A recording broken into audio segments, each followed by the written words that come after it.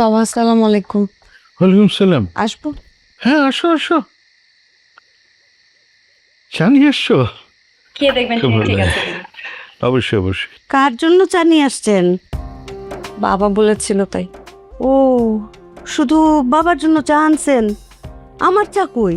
আমি কি এই বাড়িতে ভাইসা আসছি? আম্মা আপনার জন্য এখনই চা নিয়ে আসছি আমি। আরে না থাক, আপনার হাতের বিষ আমি খাইতে চাই না।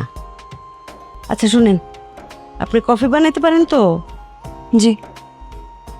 আমার সোনার টুকরা রাজপুত্র ছেলে আসছে, আমার বড় ছেলে।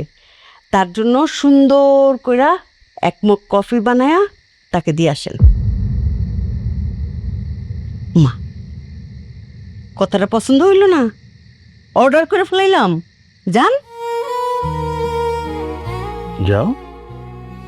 ওমা, দাঁড়ায় আছে কেন? এ কি? ওরে বাবা, আমার সাথে জিদ দেখায়, মানে আমার অর্ডার সাথে সাথে পালন করবেন না?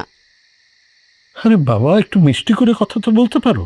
না, পারি না। দেখি আপনার জন্য কি বানাইছে, কি মধুর চা দেখি। উম,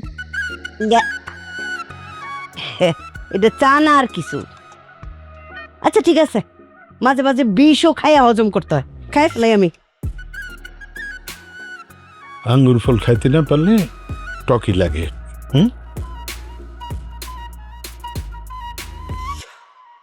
চা কইলাম ভালোই বানায়।